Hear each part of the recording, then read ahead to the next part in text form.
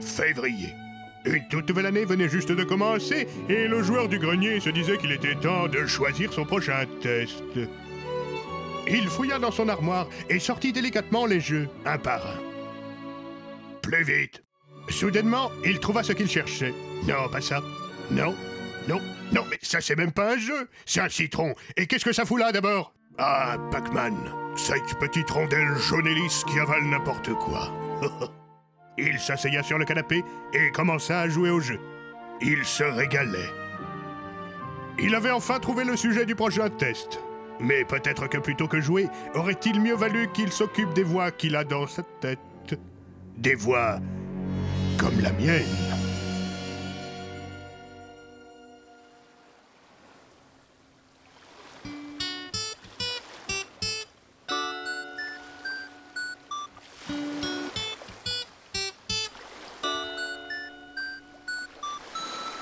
Un, deux, trois, quatre.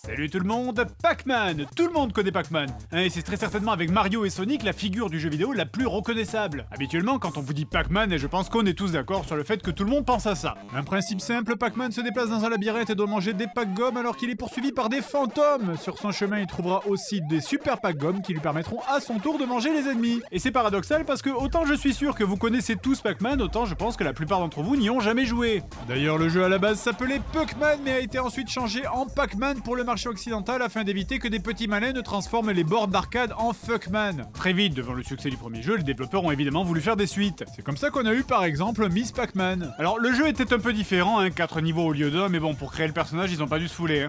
Il faut trouver une idée, un nouveau personnage, je sais pas. Ne bougez pas, vous.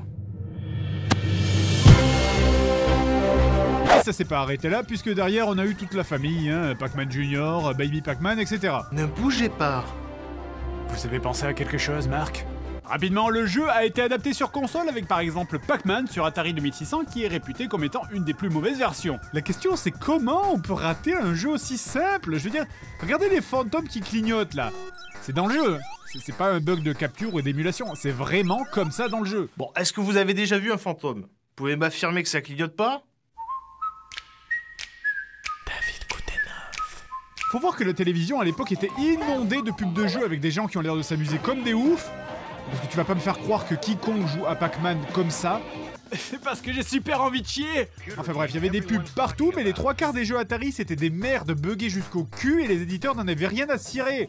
Donc pour revenir au jeu, c'est pareil pour les couleurs des fantômes. Sur l'arcade, les fantômes étaient clairement de couleurs différentes. Ici, ils sont presque tous de la même couleur, c'est-à-dire pastel dégueulasse clignotant. Et pour le reste, sérieusement, vous allez pas me dire que l'Atari ne pouvait pas faire tourner le sprite de Pac-Man dans la direction où il regarde, ou qu'elle pouvait pas faire des ronds pour les gommes, ou qu'elle pouvait pas faire des fruits.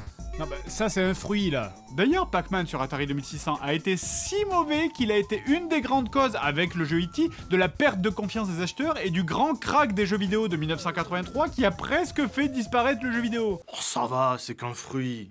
Qu'est-ce qu'on risque?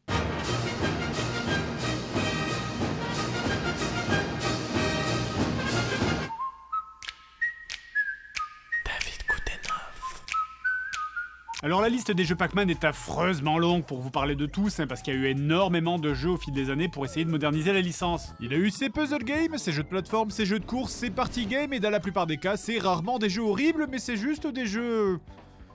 Mais... Au passage, la licence s'est diversifiée, puisqu'il a même eu son dessin animé avec le générique bien connu de William Lémergie. Rond comme un ballon et plus jaune qu'un citron, c'est les Pac-Man. Le jeu dont on va parler maintenant a d'ailleurs été inspiré du design du cartoon Pac-Man, car dans la tentative désespérée d'innover, un des jeux les plus étranges du monde a vu le jour. C'est Pac-Man 2 The New Adventure, qui n'est pas la suite de Pac-Man 1 The New Adventure parce que ce jeu n'existe pas, c'est donc la suite de ça. Si tu regardes bien, il y a... Non. Alors ce jeu n'est pas décrit comme un jeu vidéo, mais plutôt comme une espèce de cartoon interactif. On n'y contrôle pas Pac-Man à proprement parler, on peut juste orienter sa vue et sa direction. En gros, vous lui dites va à gauche et il va à gauche, mais il avance tout seul. La deuxième commande du jeu sert à orienter sa vue pour lui faire remarquer des objets ou des pièges par exemple. Je veux dire, si vous voulez que Pac-Man remarque la lettre au sol, il faut lui pointer le sol, sinon il va rester comme un con devant. Où sont les clés que j'ai fait tomber par terre et se sont probablement envolées ? Le premier niveau a un objectif assez simple, Miss Pac-Man vous demande d'aller chercher du lait pour bébé Pac-Man, et pour ça vous allez devoir utiliser une espèce de fronde divine qui sera votre principal moyen d'interagir avec le monde. Voilà, donc ça c'est la théorie. Maintenant le problème c'est que Pac-Man a ce qui s'appelle en termes médicaux un trouble de l'attention sévère. Je veux dire, il peut pas s'empêcher de regarder le moindre truc sur son chemin, regardez-le. La sorcière, je dois la tuer. Ah putain, ce coup-ci c'est la bataille finale, l'ultime affrontement entre le... Bonjour la vache! Bref, la fronde vous permettra donc d'éviter les obstacles sur le chemin, par exemple d'éviter de vous faire engueuler comme une merde par le fermier sans raison.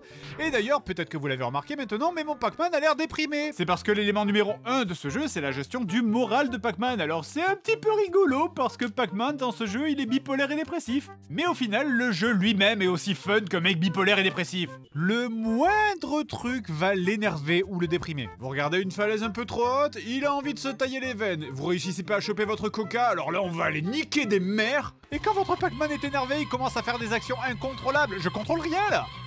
Mais que quelqu'un l'arrête, putain, c'est devenu une racaille. Arrête! Et ça va très loin, très vite. Il suffit qu'il lui arrive de pauvres merdes sur le trajet et il va passer de la colère à l'angoisse à la dépression en moins de 2 minutes. Hello, darkness, my old friend. Et par contre, quand votre Pac-Man est déprimé, là c'est terminé, il n'écoute plus rien. Est-ce que je viens de voir Pac-Man se suicider après avoir agressé des gens dans la rue? Mais pourquoi? Enfin, je veux dire, Pac-Man, c'est une boule jaune qui mange des ronds, y a pas plus lisse au niveau du caractère comme héros de jeux vidéo? En ce moment, on travaille sur l'adaptation de Pong, on bosse sur le caractère des personnages. Chères Nations Unies, en tant que barre de Pong, je suis là pour trouver un moyen de barrer la route au terrorisme. Attention, il est armé! D'ailleurs, des fois, j'ai même pas besoin d'avoir réellement des problèmes sur le chemin, il se met juste à déprimer en ne réussissant pas certaines actions. Et je vais sauter par-dessus le trou, j'y arrive pas, je suis une merde! En fait, il faut un peu imaginer ce jeu comme une sorte de point and click cruel. En soi, on est assez proche du concept du jeu Alex Kidd in High Tech World où tu pouvais crever sur un peu n'importe quoi, sauf que là c'est pas 3 ou 4 objets, c'est des centaines d'objets qui peuvent te tuer ou te rendre dépressif. Et là où ça pêche, c'est que pour avancer dans le jeu, vous devez cliquer sur un peu tous les objets que vous croisez pour voir si c'est le bon choix, hein, le choix qui te fera avancer dans l'aventure. Mais certains items ne peuvent être activés que si Pac-Man a un bon moral. Je veux dire, par exemple, là je dois grimper à cette corde, mais mon Pac-Man, lui, il veut juste se tailler les veines. Du coup, il n'y arrive pas, il se laisse glisser lamentablement comme un chômeur en fin de droit, et comme il n'a pas réussi à grimper à la corde, il déprime encore plus, et comme il déprime encore plus, il n'arrive pas à grimper à la corde, et ainsi de suite, bref, vous avez compris. Bon, après, je vais avouer quand même qu'il est marrant de rigoler du malheur et de la souffrance des autres. C'est vrai. Bref, évidemment, c'est pas la fin du monde, notre petite boule jaune peut retrouver quand même la pêche, et pour ça, il faut le faire interagir avec des objets qui remonteront son moral. Par exemple, manger des pommes, ça redonne le moral. C'est bon les pommes pour la santé. Ou bien danser tout seul au milieu de la rue. Il est midi, et je suis complètement fou. Il perd la boule. Bah après, quand vous êtes dans un endroit où il n'y a aucun objet qui vous permet de remonter votre morale, il existe un raccourci, c'est de manger une pack-gomme. Normalement, les pack-gommes servent uniquement quand vous croisez des fantômes, mais ça peut faire aussi office d'antidépresseur, parce que j'ai appris à mes dépens que plein d'objets dans ce jeu qui ont l'air d'être des objets positifs sont en fait des drogues hallucinogènes. On est d'accord qu'il est défoncé là. Bref, du coup, une pack-gomme, et le voilà de nouveau heureux. Et si vous n'en avez plus, ne vous inquiétez pas, il les fait pousser dans son jardin. Putain de merde, les pack-gommes c'est du cannabis en fait. En fait, cette astuce là d'utiliser les pack-gommes est quasiment indispensable parce que des fois vous allez vous retrouver bloqué à un endroit sans issue, avec un Pac-Man dépressif qui ne veut plus rien faire. Et à ce moment-là, il n'y a pas de solution à part la pack-gomme ou le suicide. Je suis un déchet, et ma place est avec les déchets. Par ailleurs, le jeu n'est pas uniquement qu'avec ce gameplay. Dans le niveau 2, vous devrez aller chercher des fleurs au sommet d'une montagne, et pour ça, vous devrez utiliser un deltaplane. Et putain, c'est dur cette merde! Tiens, plutôt que de faire un passage standard où vous contrôlez Pac-Man, il faut lui tirer dessus pour les faire descendre. Tu m'étonnes qu'il soit dépressif. Plus bas! J'ai dit plus bas! Et c'est la même technique pour certains obstacles, hein. Je veux dire, par exemple, ici, je ne peux pas passer ce gouffre, Pac-Man a peur, donc la seule solution... Il n'y avait pas une méthode moins cruelle pour interagir avec ce pauvre mec? Non.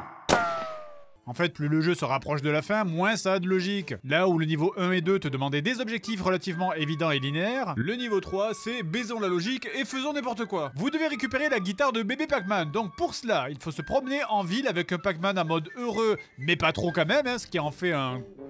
connard, je veux dire, qui va aller péter les ballons du marchand et l'envoie sur le toit. Ensuite, il faut passer donc par les toits jusqu'au bout pour arriver devant ce garde, dont il faut deviner qu'en fait c'est les fantômes déguisés en garde, qu'il faut ensuite buter pour récupérer la guitare, mais seulement après avoir essayé de faire rentrer Pac-Man pour le faire se décaler au centre du portail. C'est pas que c'est spécialement dur, c'est la combinaison de facteurs qui est frustrante, parce que tu vas passer ton temps à passer et repasser devant la bonne solution, mais non, désolé, elle se déclenchera pas parce que votre Pac-Man n'est pas assez énervé. Ah, et puis merde, je veux dire, c'est complètement con en plus. Oh là là, j'arrive pas à résoudre cette énigme.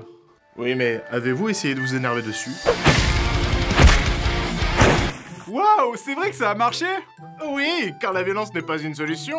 C'est LA solution. Cela dit, la vraie horreur, évidemment, ça va être le dernier niveau. Les fantômes se répandent dans Metropolis, et seul un vrai héros pourra sauver le... Bref, donc pour cela, il faut parcourir la ville en recherchant l'antre du méchant. Mais là, attention, surprise! Dans cette antre, tu dois passer un portail dans l'usine qui te demande plusieurs cartes. Et cartes qu'évidemment, il faut ramasser à l'autre bout du jeu!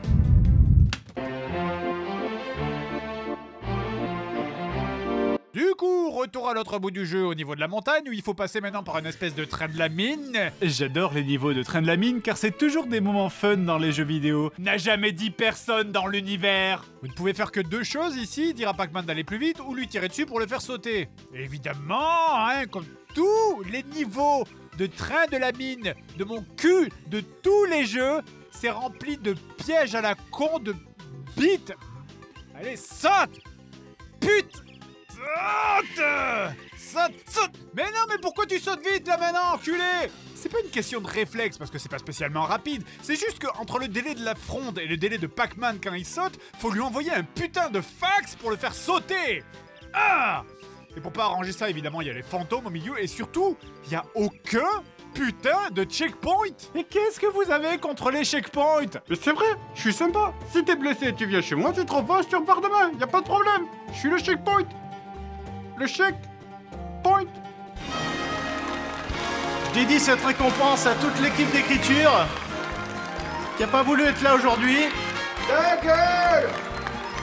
Mais la petite cerise sur le gros tas de merde, c'est que cette carte, c'est évidemment un fantôme qui l'a. Et que évidemment, j'arrive ici sans mes putains de pilules de Xanax, hein. Pourquoi? Parce que je suis obligé de les consommer comme des putains de tic-tac. Tout ça parce que Joe la déprime est pas foutu de faire 4 mètres sans devoir composer le numéro vert de SOS Suicide. Alors tu te dis, bon ça va, il y a une autre sortie, il suffit d'y aller en passant par la sortie et de revenir, comme ça prend 3 minutes.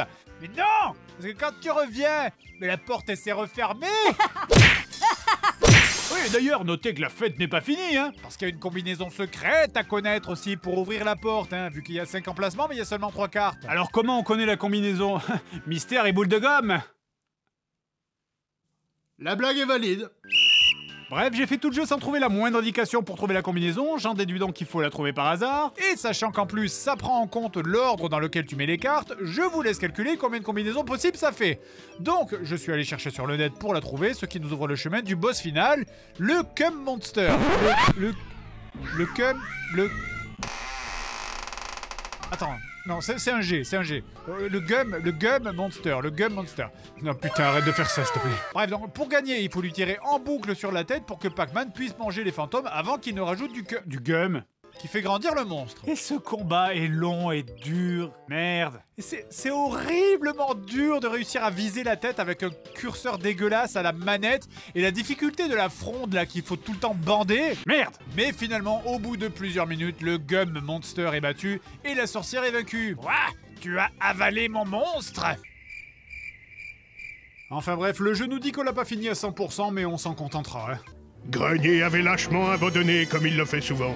Il se leva et se dirigea furieux vers... Eh, oh, tu fais quoi là? Non mais lâche-moi, mais... Eh, oh, non, fais pas ça! Ah, je plaisante, je peux pas tomber, je suis une voix off. Sébastien venait de rentrer dans la pièce et se demandait « C'est quoi ce bordel de merde? Hey! Hey! Ça fait une paye! Tu deviens quoi? » Oh bah, comme d'hab. Et toi, comment ça va? Tu veux qu'on aille boire un verre? Ouais, carrément! Allons-y! Ça fait plaisir de te revoir depuis le lycée. Après, c'est pas plus con que l'histoire avec les Chinois. Ouais, c'est vrai. Rond comme un soleil, il fait des bonds dans le ciel, c'est du Pac-Man. En quelques secondes, il peut faire le tour du monde, c'est du Pac-Man. Il est toujours de bonne humeur, il a raison, ça porte bonheur.